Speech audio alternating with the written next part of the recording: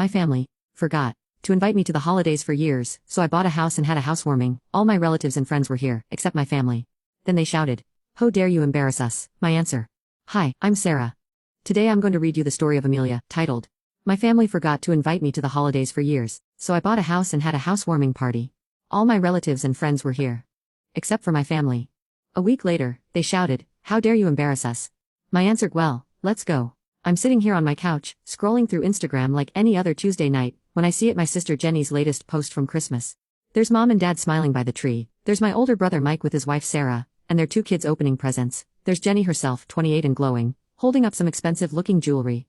The caption reads, "Best Christmas ever with the fam." So grateful for these people. The fam, right? I'm 32 years old, and I wasn't there, again.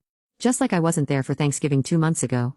Just like I haven't been there for any holiday for the past 6 years. You want to know the crazy part? I used to be the one who organized everything. Back when I was in my 20s, I'd call everyone weeks in advance. Make sure we had all the ingredients for mom's stuffing recipe, coordinate who was bringing what dishes. I was the family glue, or so I thought. But somewhere along the way, things changed. The invitations stopped coming. At first, I figured it was just an oversight. Maybe they thought someone else had invited me, maybe they assumed I knew I was welcome. So I'd show up anyway, and they'd act surprised but not unwelcoming. Then it got weird. I'd call to ask what time dinner was, and they'd give me vague answers. "Oh, we're just doing something small this year," or, "We weren't sure if you'd be free." But then I'd see the photos later, full family gatherings, sometimes with extended relatives I hadn't seen in years. The worst part happened 4 years ago. I'll never forget it because it was the moment I realized what was really going on. Mother's Day was coming up, and I called Mom 3 days before. "Hey Mom, I want to come by Sunday to bring you flowers and spend some time with you." "Oh," she said, and there was this pause. "Well, okay, yes, come by." Not exactly enthusiastic, but whatever. I bought her this beautiful bouquet of white roses, her favorites, and drove the 45 minutes to their house in the suburbs. I even wore the dress she'd complimented me on before. Nobody was home. I stood there on their front porch holding those flowers like an idiot for 15 minutes, ringing the doorbell over and over. I called Mom's cell straight to voicemail. Called Dad. Same thing.